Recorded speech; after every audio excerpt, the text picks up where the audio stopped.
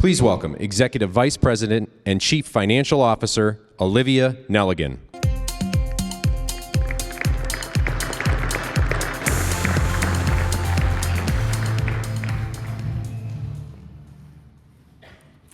Good day, CHS owners and business partners.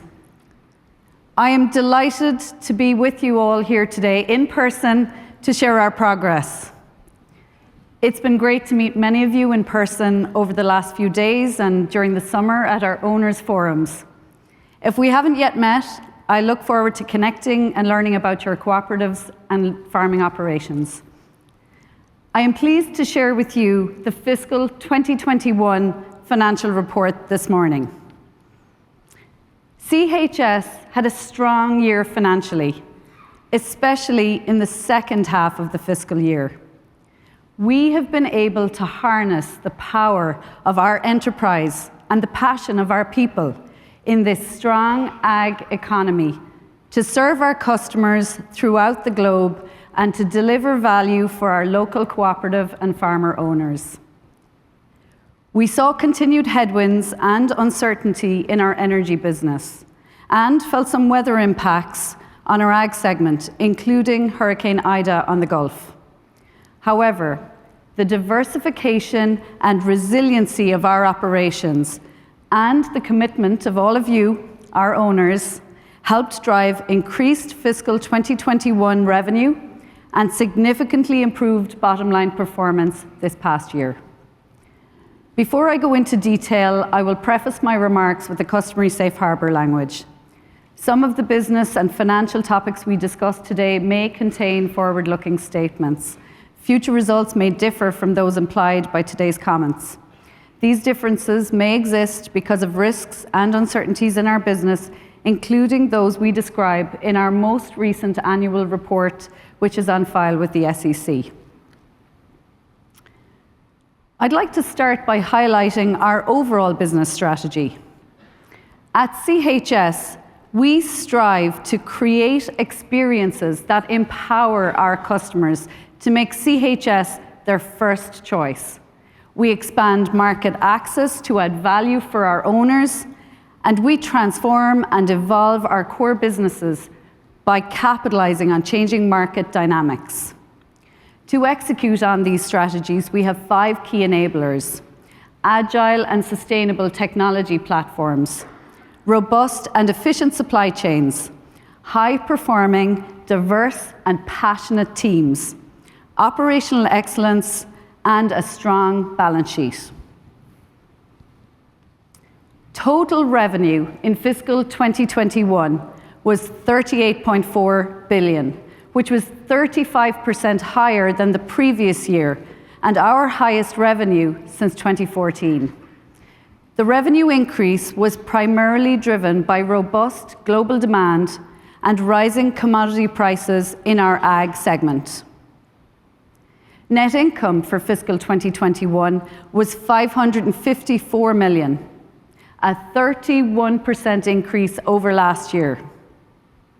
Despite a disappointing first half, we were able to deliver this strong full-year result through the wholehearted commitment of our employees, strong customer demand and engagement, support from all of you, our owners, and a disciplined approach to taking cost out of the business.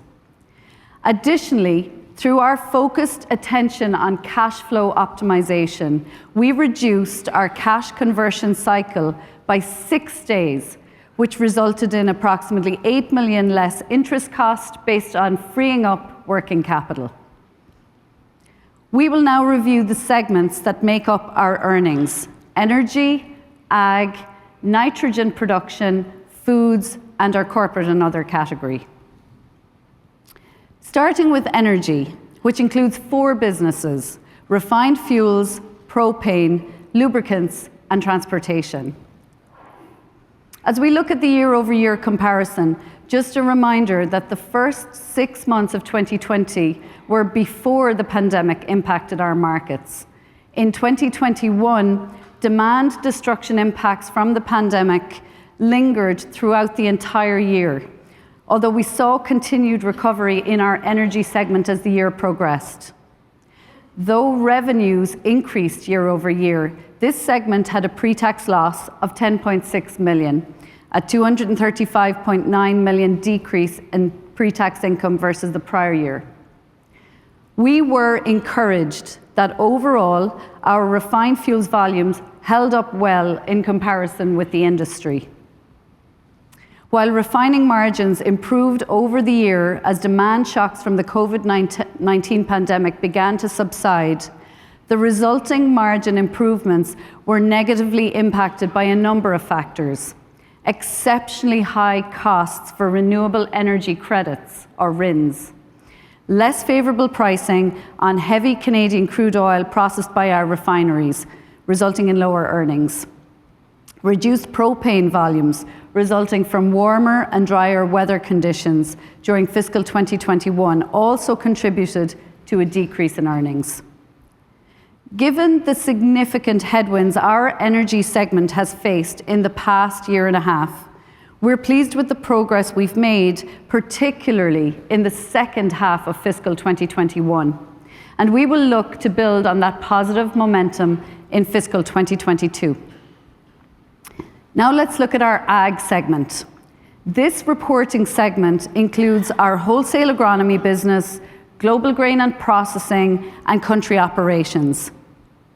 In fiscal 2021, Ag revenues increased by 40% to 32 billion, and the Ag segment delivered pre-tax earnings of 298 million, a 244 million increase from the prior year. We saw favourable weather conditions for the fall harvest and spring planting seasons.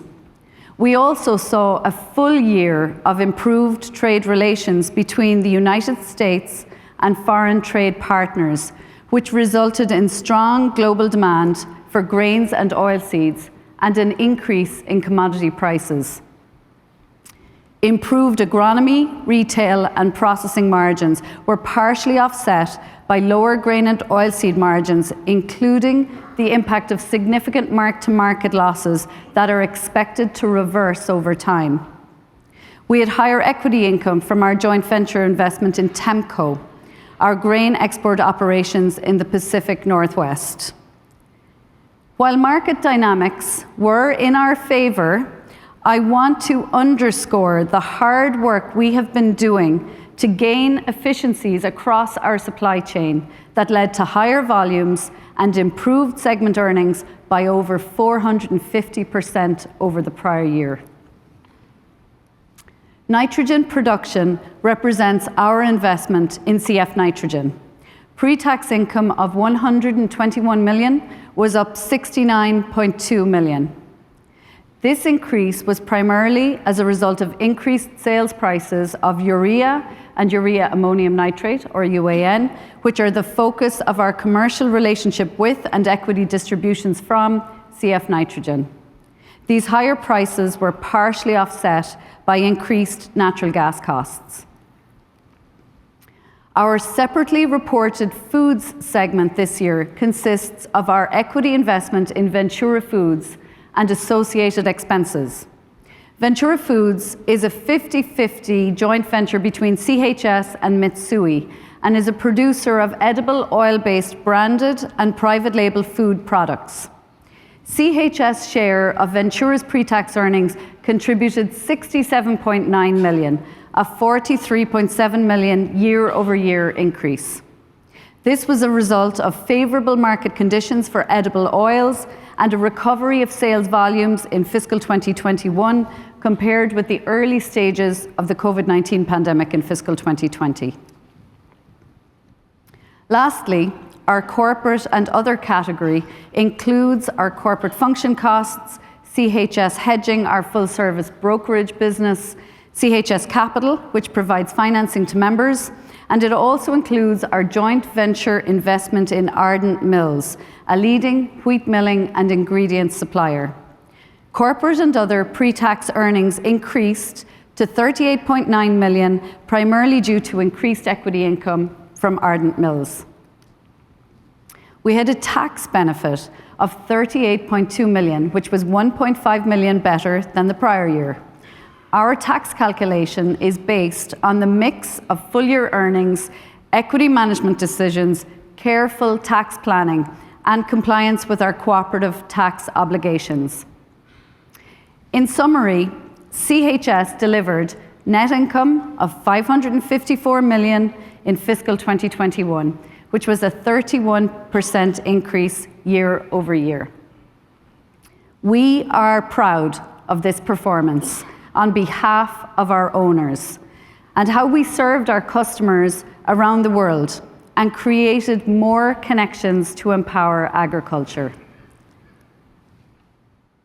Now let's talk about equity management. A key tenet to our cooperative system is patronage and equity. I want to start with a look back to 2021 cash returns to owners and reiterate our approach and how the year played out. At the annual meeting a year ago, we announced CHS would return 63 million in cash to owners, 30 million in cash patronage and 33 million in equity redemptions. This decision was based on circumstances at the time. We were less than a year into the COVID-19 pandemic. Energy demand was decimated. Margins were poor, and there was a tremendous amount of uncertainty. We also assured members that our board of directors would evaluate opportunities to return more cash to owners later in the year if earnings improved.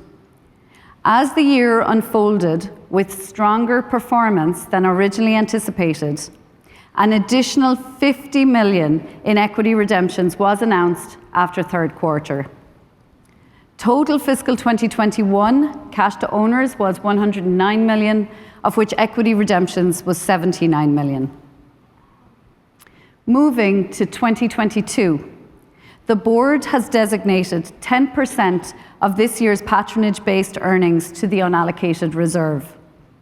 This year, CHS will issue patronage of 230 million in non-qualified equity certificates and the remainder in cash. During 2022, CHS intends to return 150 million to owners with 50 million in cash patronage and 100 million in equity redemptions.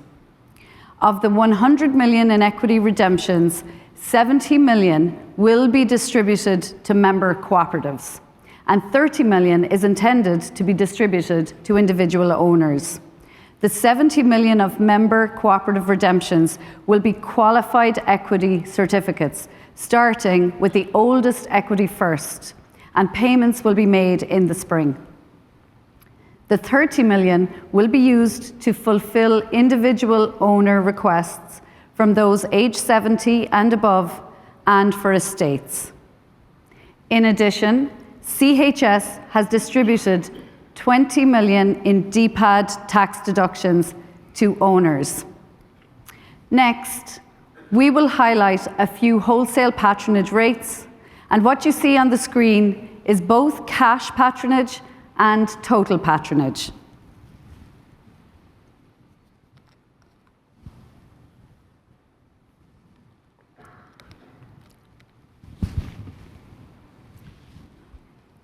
Over the last 10 years, CHS has returned in excess of 2.7 billion cash to owners in cash patronage and equity redemptions. As always, in making equity management and patronage decisions, the board considers what is in the best interest of CHS and its members, the commitment to maintaining a strong balance sheet, and the outlook for the year ahead based on market dynamics. A strong balance sheet allows CHS to withstand periods of severe market volatility and unprecedented industry challenges, such as we have seen this past 2 years. It also affords us the opportunity to invest capital for future growth and efficiency, including supply chain investments, acquisitions, and technology solutions that collectively benefit our member owners. As Chairman Sure mentioned in his speech yesterday, the board and management are currently assessing equity management considerations as we look at our capital structure and balance sheet strength for the future. And we will be back in front of you on this matter over the coming year. As we look ahead to fiscal 2022, we are planning for the opportunities and the challenges of our global economy, with significant supply chain and inflationary impacts and the associated volatility that may bring. However, we are confident in our ability to rise to these challenges and others that may come, and we are excited about our future and collective success with our owners. We remain committed to financial excellence, continuous improvement, and balance sheet strength, including cash flow optimization. We will also continue to invest in technology and in advancing our CHS operating model, which will make it easier for you to do business with us. In closing, I would like to reiterate that CHS has stayed financially strong and has navigated the circumstances we have faced just as we have done throughout our 92-year history. With our focus on a strong balance sheet and your support, we are positioned for long-term growth. We have plans in motion to tap into our full potential by harnessing the power of CHS and the cooperative system to deliver value for you for decades to come. A sincere thank you for your business and for your continued commitment, which empowers us to constantly strive for better on your behalf. I look forward to our collective future together and shared success.